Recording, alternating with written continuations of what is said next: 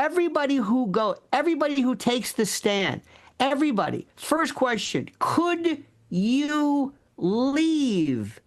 Were you told you had to be there? As opposed to, and you mentioned that great piece you did about Mexican, about cartels. Those people are trafficked. You want to talk about traffic? Traffic, threatened. They can't leave. Kidnapping. These were parties. Where were these other people?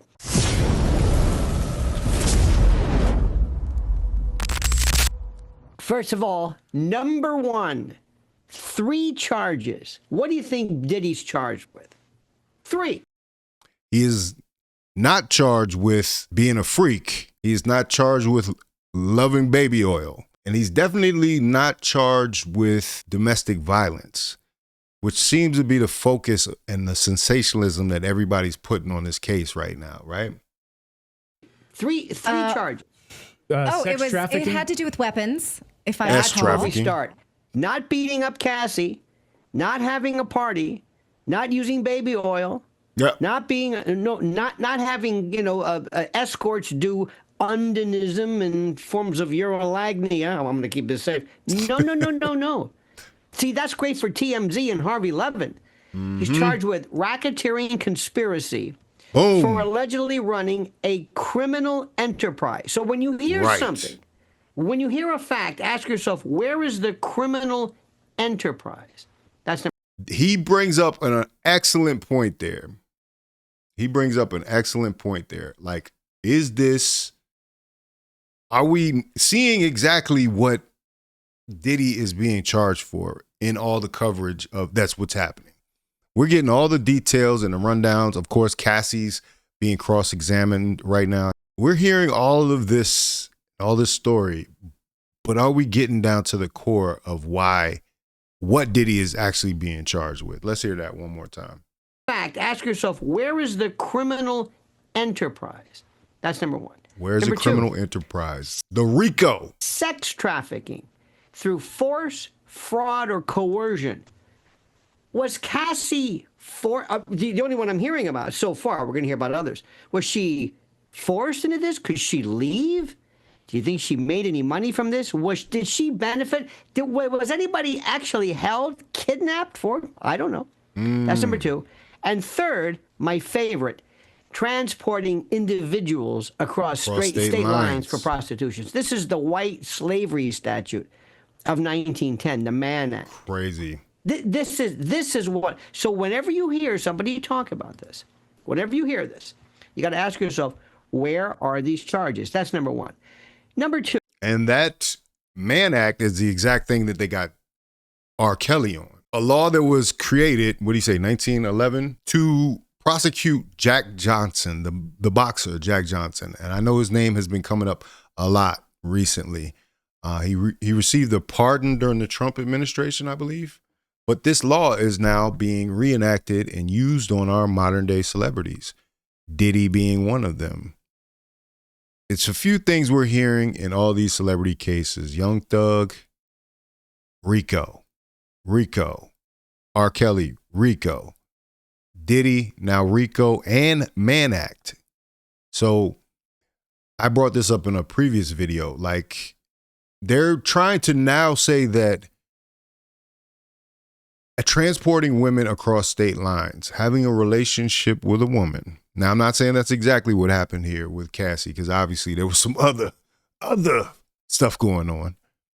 But transporting women across state lines, that includes your basketball players and NFL players that are flying these women all around the world. The flyouts, isn't that transporting across state lines? That's why I said this is a slippery slope. And we're now seeing an abuse of these two things, these two statutes. There's an abuse here, and we're starting to see these trends pop up more and more. So Lionel's cooking right now. Let me let him keep going. All right. Let me tell you how he could walk.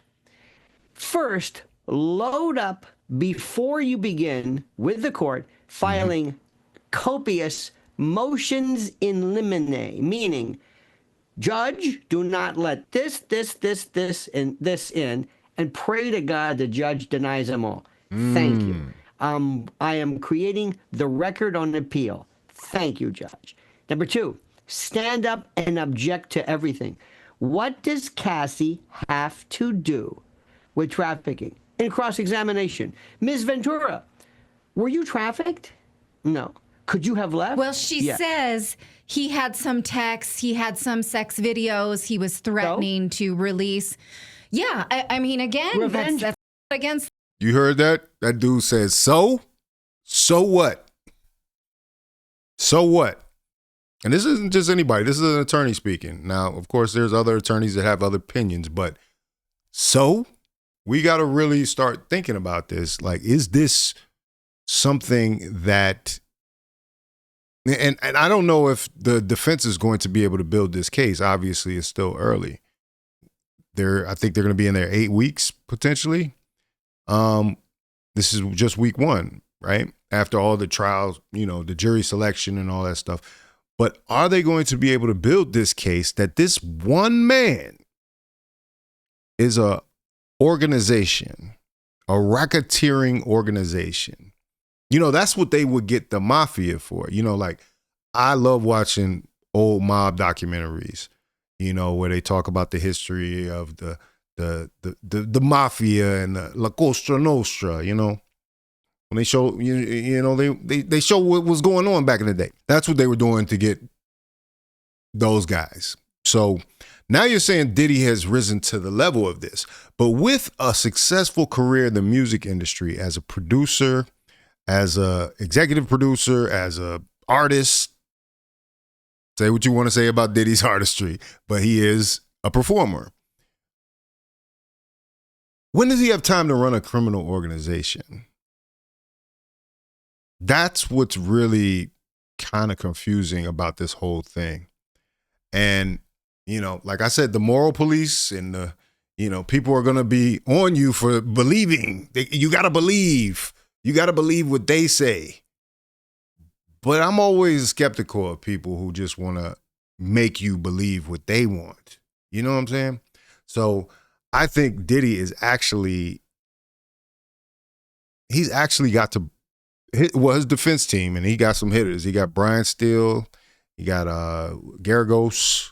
Mark Garagos' daughter. I hate to call her that. I forgot her name. But and Agnifilo, right? So his team is strong, and they're basically going to make the case that this man couldn't possibly do these things, despite all the news and all the coverage that says he's a monster. You can be a monster. You're welcome to it. And I might even tend to agree with all the bullshit that Diddy's been accused of. Yeah, he's definitely on the monster scale. I'm not going to take that away from you. But is he guilty of racketeering? And is he guilty of trafficking? Got to be YouTube safe. I know he's already said some crazy stuff on this video, but let's get right back into it. I'm gonna let this attorney say something that, to actually drive his point home here. It's the law, right? Did you ever hear of revenge? Did you ever hear of revenge? Did you ever hear about this? About, hey, I'm going to make your life miserable. I've got this picture. Is that trafficking? Right. No. Let me ask this question. This doesn't really come into play, but I want you to put this into perspective. Do you think maybe we could go back in life and look at the Stones, the Beatles, the Doors, the Who, Led Zeppelin? Remember the Led Zeppelin stories? All those bands. Who had their own versions of freak-off parties, roadies. Remember the Plaster Casters, Sweet Sweet Connie, the whole notion of groupies. And this is the most convoluted story so far. And you better, if this is where they're going, because you want to start off with your best stuff first. You don't want to lead into something. Never lead into something, because you got to anticipate the judge could say, I don't want to hear any more of this. But judge, I was leading into this. Sorry. That's a good point. Is this the best that the state has, or the feds have? Is this the best stuff that they have leading right up front with Cassie up front? And I'm going to tell you, It's an unpopular opinion. Cassie was down with some of this. Like, if you listen to her testimony, and we'll get into that hopefully a little later if I can find it. Everything's all confusing on my computer right now, but you got to forgive Unc. I'm Unc now. That's crazy. But Cassie was very much a participant in this. And I know they want to paint her as a victim, and she is entitled to that. There is a line where you can say no. But there is so much positivity and in these text messages that she wrote that are talking about, I can't wait. I'm looking forward to the FO, freak off. Freak off is crazy. She's literally setting these things up while Diddy is in a whole nother location watching on FaceTime. Does that one count on Diddy's behalf that he's participated even? Because he's just watching it on the phone. And is he forcing her to do it? Or are they trying to introduce something to spice up their relationship in addition to also being raging addicts? Like, these people are on some serious drugs on a regular basis. That's all we're hearing about. Drug-induced this. Somebody said they like the modern day Whitney and Bobby. You know what I mean? Like, if you start thinking about it in those terms, is Diddy now, I was about to say James Gandolfini. Is Diddy now the Teflon Don? You know what I'm saying? Is Diddy now John Gotti, that he deserves a RICO? And they put out that video, CBS, I think it was CBS, whatever news network put that video out. The original ones that put the video out of Cassie actually in the hotel lobby and Diddy attacking her, they sped the video up. They actually had to file to have them play that video at the right speed. It's heinous. Let me tell you, I do not condone anything that happened in that video. But the fact that they were speeding it up to make it look worse, and that was the view of the situation from the public's vantage point, like, that's what we got to see, was this high speed, like, Diddy just teeing off on her. Imagine, now, I've lived in New York City. I've lived in Los Angeles. I've lived all over the place. Have you ever seen a couple of drug addicts fighting each other? Yeah, I might have to break out my acting skills for a second here. Just let me have you visualize this. Oh, you got a guy saying, "Hey, you got any spare change, baby?" And he got his girlfriend with him because for some reason,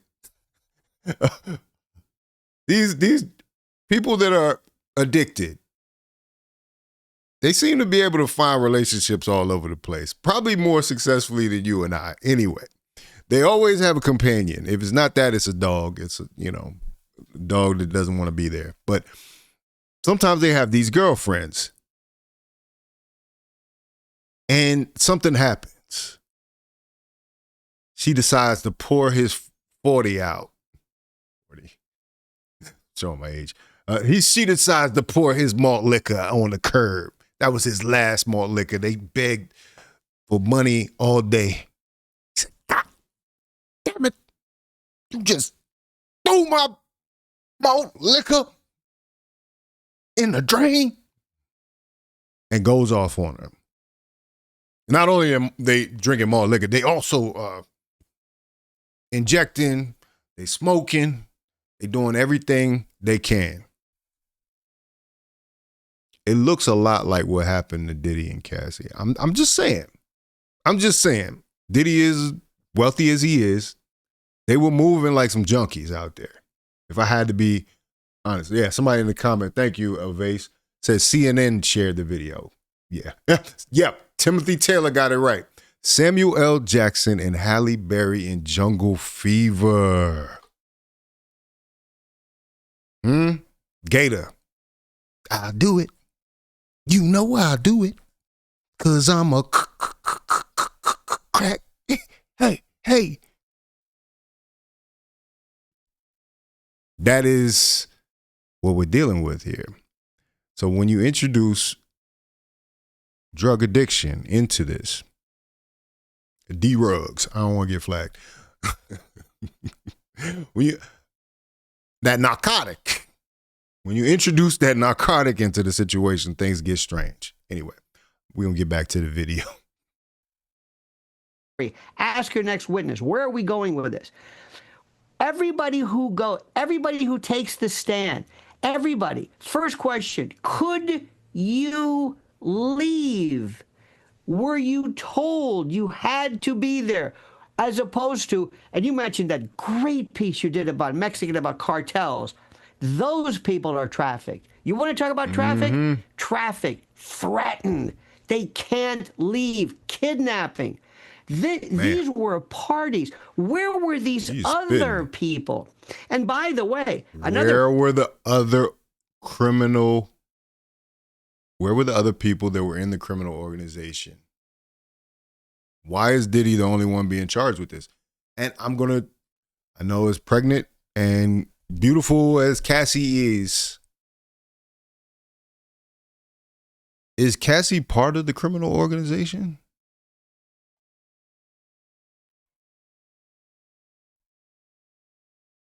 She was there. She was setting up appointments with these people. In fact, Diddy kept his hands clean in that way, which is manipulation, obviously.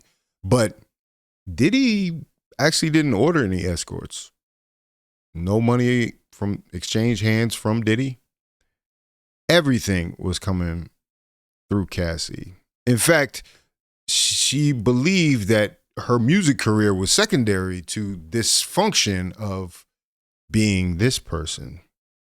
Now we are getting into an organization. If you have more than one person, then you start, I don't know, finding other staff members that might have set things up. Right now, we have Cassie purely in the victim column. And I'm saying this is an unpopular opinion, and I do not agree with domestic violence in any way. But they were in this together. And some responsibility has to be taken. In fact, I just read somewhere, shout out to my homegirl, she sent me a link of the actual transcript here. It says, Cassie's on the stand talking about her friend Carrie. Carrie, it said, Ventura, I saw the hanger. I knew he was angry that I was doing narcotics with Carrie. Estavo is the lawyer. Estaveo, I think is how it's pronounced. This broke up your 17-year friendship with her? It did. Did you tell Mr. Combs about your relationship with your now husband? Because remember, that also happened in this time. She ends up getting with her trainer, who now is her husband and father of 3, almost kicked out of the courtroom as well. Did you tell Mr. Combs about your relationship with your now husband? No. Miss Morgan, I think Carrie Morgan is her name. Miss Morgan sued you and Mr. Combs. And Cassie corrects him, says, made a demand. And the lawyer says, and you paid part of that?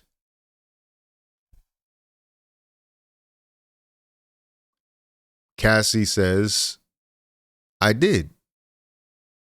And you haven't spoken with her since. Maybe one text. That was the relationship ender. She says, yes. So Cassie actually, her and Diddy are Cody's co-defendants. They, including Cassie, out of her own money and her own admission, had to settle a case with someone that was a friend of hers. And I believe a freak-off participant. You can put it in the chat. Yeah. She called it a demand. But she settled that. that case with Diddy. So, leads me back to my point again.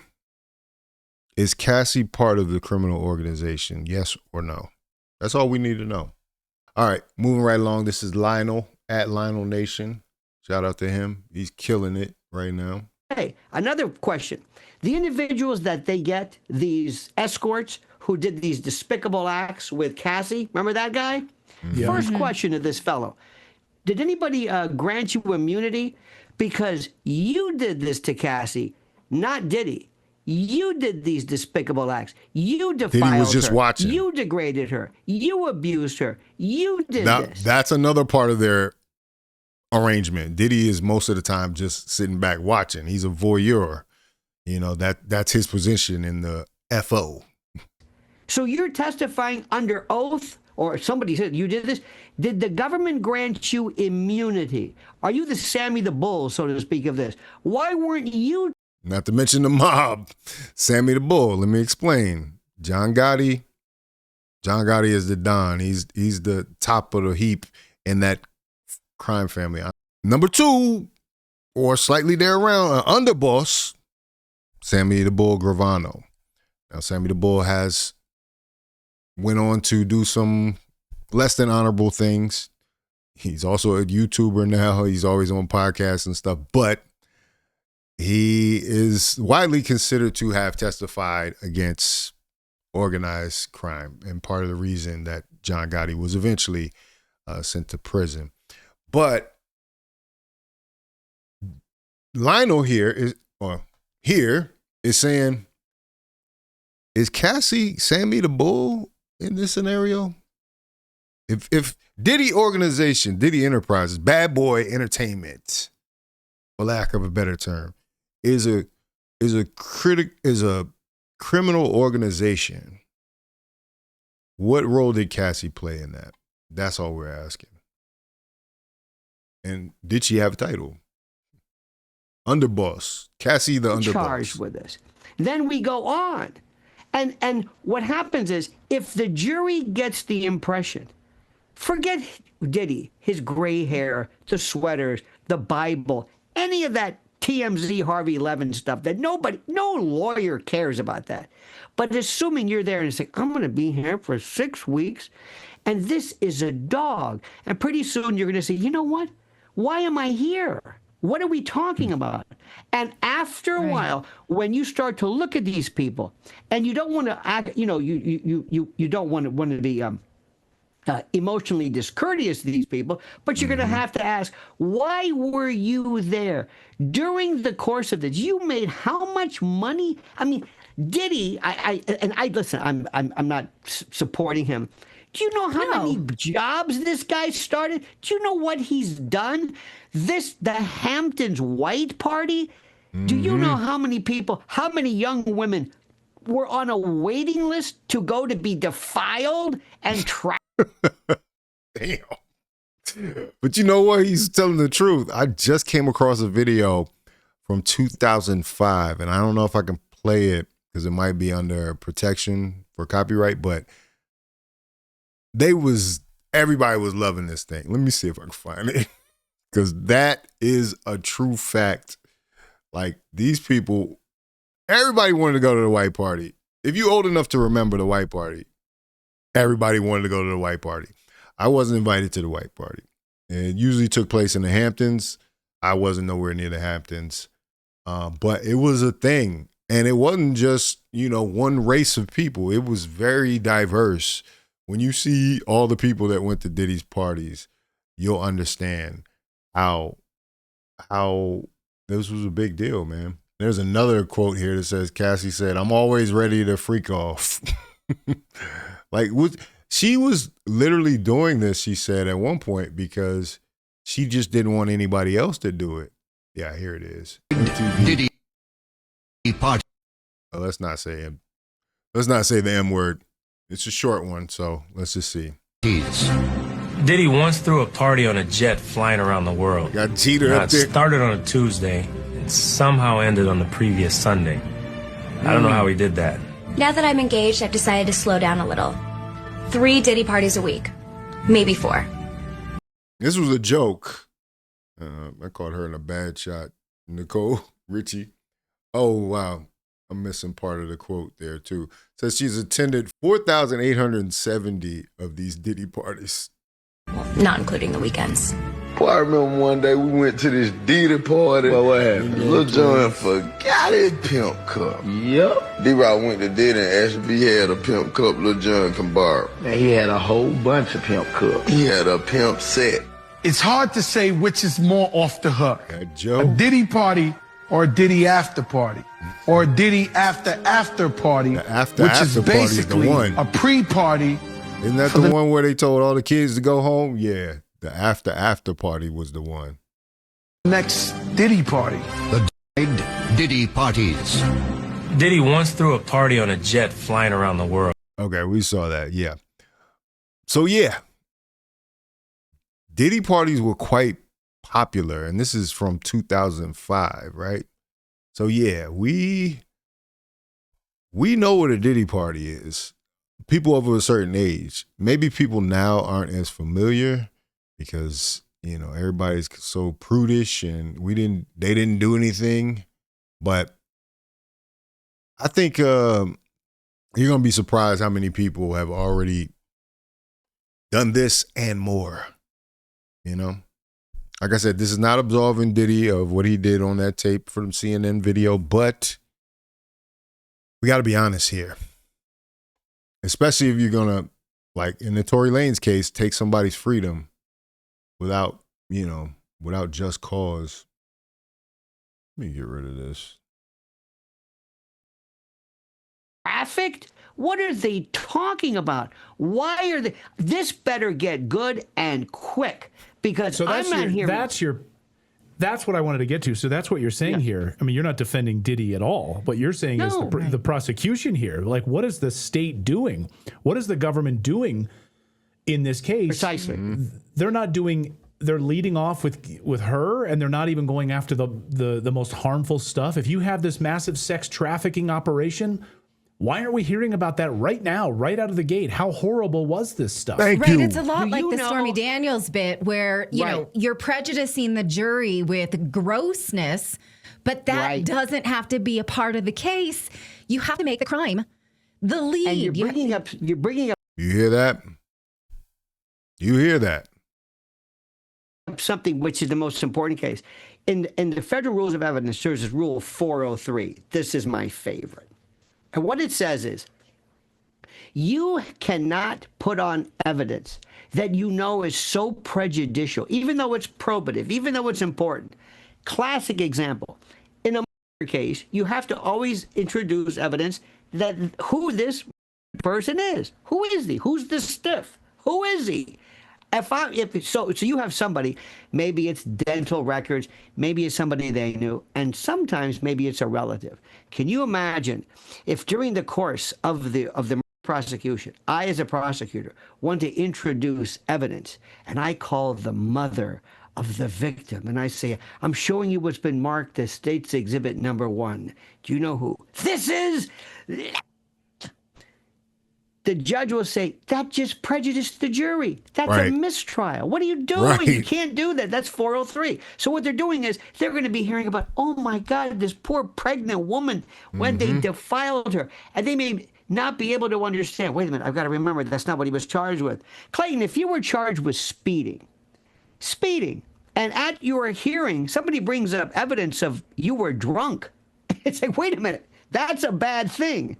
That's not what I'm charged with. Yeah, but we found bottles. That's not what I'm charged with. Right. This idea that you can just bring out everything and just show case after case. Now remember, who was the individual who trafficked, and that's force, fraud, or coercion? Why were you there?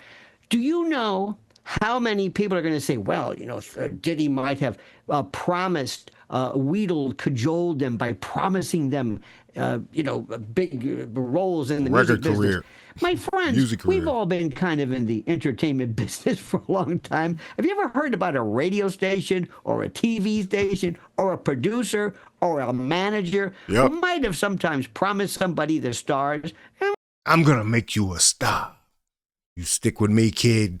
Yeah, that's the old common phrase. And what happens? That's how the casting couch gets rolled out. They had this relationship. They had this, you know. We also leave out the fact that, shout out to Ryan Leslie, but Cassie was with Ryan Leslie. Cassie was Ryan Leslie's artist as well as being in a relationship with him. She left Ryan Leslie like a bad habit, running, sprinting to be with Diddy. Even though she explains it a little differently now. We all thought that was strange when it happened. We were like, damn, that's what we doing now? You just jump out here and all of a sudden you leave your boyfriend that brought you into the industry to lurch at the possibility of being a bigger star with Sean Diddy Combs. And in that, you become Sean's girlfriend, right?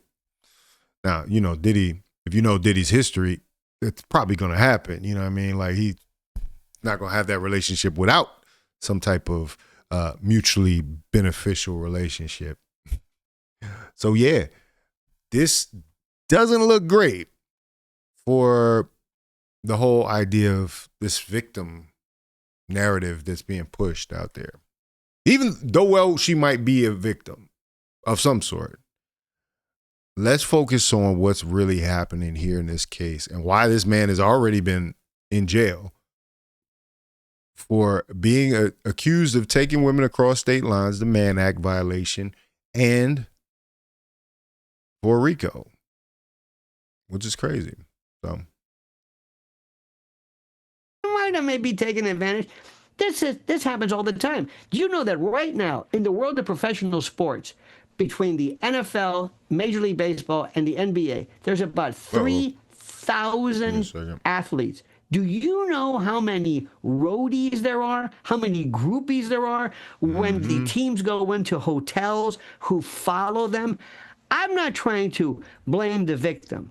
I'm not doing this. At all. But as I hearken back to your brilliant report before, we've got victims. We have people who were disappeared, put in boxcars and in tractor trailers, sent labor trafficking. That's what the government should be paying attention to, not this. And I don't want to blame the victim, but you've got to ask yourself the question, if all of these women, I'm sorry to say this, went there of their own volition, wanting to rub shoulders.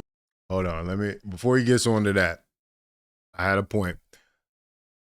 Why are we always hearing about these cases in celebrity situations? Like he's saying, like there are real trafficking cases that are going on with people being trafficked into this country illegally. You know, you ever heard of the coyotes and all that stuff, and you know, the money that exchanges hands for that type of trafficking. Why is it we're supposed to draw all our focus to these celebrity cases and somehow they're supposed to be equal? They're supposed to be the same thing. That's what I want to know. He brings up a great point about that. That is not parody. That is not the same thing. And it seems like a stretch. Like I said, this guy has a full career as a music executive, producer, whatever else he's doing, party promoter. He could be, you know, all that. Does he have time to run a criminal organization and a ring? I guess I should say ex-worker ring. I don't know, man. YouTube. You know what I'm saying? Volition. Wanting to rub shoulders, rub elbows with whoever. I'm not saying if there are cases of individuals who are minors, but I've got to ask yourself the question, and I'm sorry, somebody's got to ask this. What do you want? What do you want? What do you think you're going to get? Is this where the federal government should be paying its limited attention and time? That's what I'm going to say. Well, his lawyer had said, I think on CNN. That's great, man. He was really spitting this whole time, man. Give it up for him. Once again, that is redacted. And the guest's name was Lionel from Lionel Nation.